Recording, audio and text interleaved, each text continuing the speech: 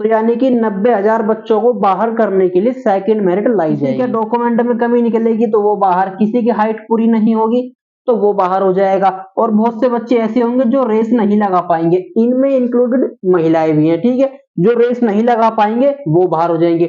अगर हम मान के चले कि 24,253 बच्चे हमारे बाहर हो। हेलो दोस्तों, नमस्कार, क्या हाल है आपके? उम्मीद है सभी अच्छे होंगे। मैं यूपी को दीपांकर सिंह, स्वागत है आपका आज की इस नई वीडियो में, जो हम बात करने वाले हैं एक्सपेक्टेड फाइनल कट ऑफ 60,244 पदों पर जो हमारी भर्ती चल रही है, डीबीपीएसटी जिनके चल रहे हैं, उसकी फाइनल मेरिट कहां तक जा सकती है। ये जो अनुमान हम लगाने जा रहे हैं, ये कुछ आंकड़ों पर हम अनुमान आज लगाएंगे जो हमने काफी टाइम वेस्ट करके कैलकुलेट किया है, ठीक है। किस तरह से, देखिए, सबसे पहले हम जान लेते हैं कि ये जो हमारी भर्ती जो हो रही है वो कितने पदों पर हो रही है। नॉर्मली हमें पता है कि 60,244 पदों के लिए हमारी भर्ती है, ठीक है, जिसमें जनरल के 24,102 पद हैं, ओके। ओबीसी के 16,264 पद हैं, ठीक।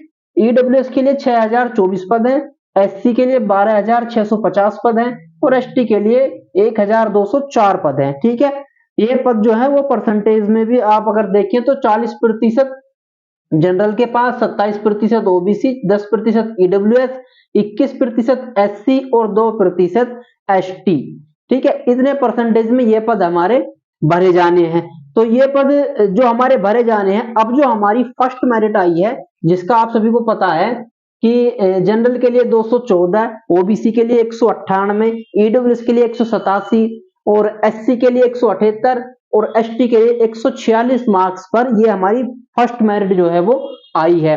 लेकिन इस मेरिट के लगने के बाद हमारे जो कुल कैंडिडेट सिलेक्ट हुए हैं वो है 1,74,000 और 253 के समथिंग। जैसा हमने यहाँ डाटा हमारा निकाला है, तो अगर हम इस परसेंटेज पर देखें, जो हमारे 1,74,253 बच्चे जो आए हैं, उसमें से कम 69,700 जनरल वाले हैं, 47,000 ओबीसी वाले हैं, 17,425 ईडब्ल्यूएस के भी हैं, 36,594 एससी के हैं और 3485 बच्चे जो हैं वो एसटी के हैं। तब जाके हमारे 1,74,253 बच्चे टोटली जो क्वालिफाई हुए हैं।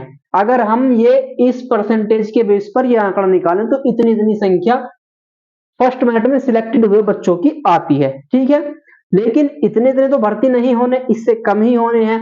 अब हमारी जो है, अगर मान लीजिए कि डीवीपीएसटी और पीईटी मतलब डॉक्यूमेंट वेरिफिकेशन में, हाइट मेजरमेंट में और उसके बाद जो फिजिकल होगा, रेस होगी, उसमें अगर हम मान लें कि 1,74,253 में से 24,253, बहुत ही छोटी संख्या है, कि इतने बच्चे जो है हमारे वो इन तीन चीजों में फेल हो जाते हैं।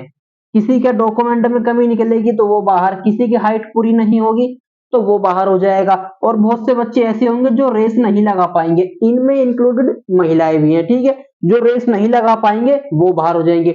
अगर हम मान के चले कि 24,253 बच्चे हमारे बाहर हो जाएंगे इन सब चीजों से, तो फिर भी लगभग हमारे पास ये बिल्कुल सटीक तो नहीं कह सकते, लेकिन लगभग 1,50,000 बच्चे हमारे पास फिर भी बचते हैं जिनकी सेकंड मेरिट लगनी जरूरी है, ठीक है। अब 1,50,000 लगभग ये बचेंगे फिजिकल होने के बाद, ठीक। लेकिन इनमें से भर्ती कितने होने? 60,244। अगर हम मान लें कि 60,000 हमारे भर्ती होने हैं तो बचे कितने? 90,000। तो यानी कि 90,000 बच्चों को बाहर करने के लिए सेकंड मेरिट लाई जाएगी, ठीक है, समझ गए। 90,000 बच्चों को बाहर करने के लिए हमारी जो है सेकंड मेरिट लाई जाएगी। अब अगर हम ये मान के चले, वैसे जरूरी नहीं कि फिजिकल में परसेंट के हिसाब से ही बच्चे फेल होंगे।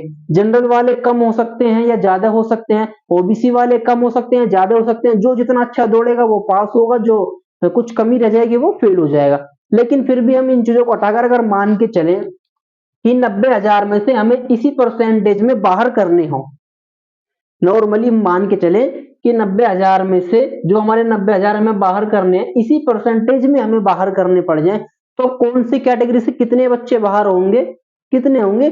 तो ये हमने आंकड़ा जो निकाला है, 36,000 बच्चे हमें बाहर करने पड़ेंगे जनरल वाले, ठीक है।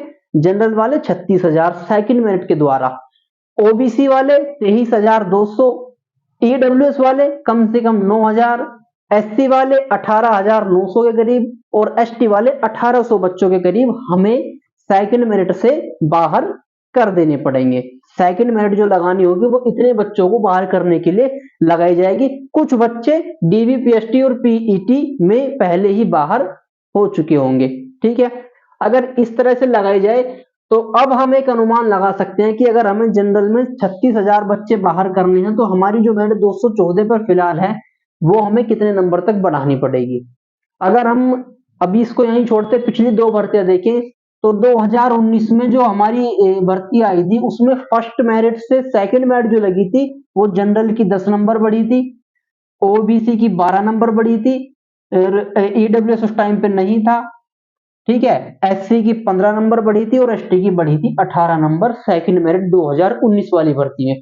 उसके बाद 2020 में भर्ती 49,553 जो भी थी, ठीक है। उसमें 9 नंबर बढ़ी थी जनरल की, 13 नंबर ओबीसी, एससी की 14 नंबर और एसटी की 17 नंबर बढ़ी थी। मतलब दोनों भर्तियों को अगर देखें उनमें भी इसी अनुपात में बच्चे लिए गए थे। अगर दोनों भर्तियों को देखें तो दोनों में सेम ही मेरिट जो है वो बढ़ी थी। ये मान के चल रही कि हमारी एक्सपेक्टेड जो मेरिट होगी इतने बच्चों को बाहर करने के लिए तो कम से कम 224 प्लस तो जाएगी जनरल की फाइनल मेरिट। ये एक अनुमान है, ठीक भी हो सकता है, लेकिन जो हम पिछले दो भर्तियां देख रहे हैं जिस तरह के आंकड़े हम फिलहाल देख रहे हैं उसको देखते हुए यही हमारा अनुमान बैठता है, ठीक है। 224 कम से कम जनरल की जाएगी। अगर बात करें ओबीसी की तो ये भी कम से कम 210 प्लस पे हमारी ओबीसी भी देखने को मिलेगी। ईडब्ल्यूएस की अगर बात करें तो कम से कम 199 प्लस ईडब्ल्यूएस को हम लेके चलते हैं। एससी की अगर बात चले तो वो भी 192 के करीब 192 प्लस पे एससी वाली जाने वाली। और एसटी की अगर बात करें तो ये हमारी जो हमने आंकड़े निकाले 156 प्लस या मान के चलिए कि 158 के ऊपर ही जाएगी, ठीक है।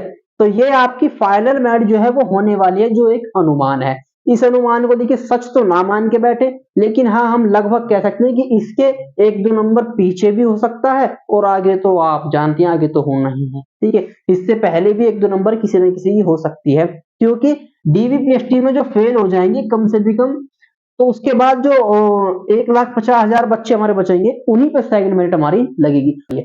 सभी बच्चे अभी इन चीजों को छोड़कर अपने फिजिकल की तैयारी करें, अपनी हाइट मेजरमेंट डीवीपीएसटी की तैयारी करें। दूसरा, जो बच्चे ये सोच रहे हैं कि मेरा सिलेक्शन तो 214 पे हुआ और मेरे तो 216 नंबर बन रहे हैं लेकिन 224 पे जाएगी मेरा तो हो नहीं पाएगा, तो ऐसा बिल्कुल ना सोचे, क्योंकि इसमें आता है नॉर्मलाइजेशन। जिन बच्चों के मार्क्स 216 बन रहे हैं, नॉर्मलाइजेशन के बाद हो सकता है कि उनके 216 से सीधे 230 हो जाएं, ठीक है।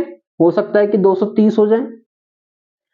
नॉर्मलाइजेशन में नॉर्मली नंबर बढ़ने ही बढ़ने हैं और सबके बढ़ने हैं, किसी के ज्यादा तो किसी के कम बढ़ने हैं, नंबर सभी के बढ़ेंगे। तो ये बात कोई भी सोच के ना बैठे कि फाइनल जो है मेरे नंबरों से ज्यादा जाएगी, ठीक है। अगर आपका फर्स्ट में नंबर आ गया है और आपके इसके इर्द गिर्द नंबर हैं, ठीक है, फर्स्ट वाली में आपका नंबर आया है तो नॉर्मलाइजेशन में आपको फायदा मिला ही होगा, कुछ नंबर तो आपके बढ़ेंगे ही, तो हो सकता है सेकंड वाली भी आप क्रॉस कर जाएं। तो इसीलिए अपनी रनिंग चालू रखें, अपनी तैयारी चालू रखें, ठीक है। किसी भी तरह की कोई जानकारी, कोई सवाल आपके मन में कोई भी डाउट हो तो आप कमेंट्स में छोड़ सकते हैं, मैं उनका जवाब आपको जरूर दूंगा, ठीक है। बाकी अपनी तैयारी जारी रखिए। जय हिंद, जय जवान।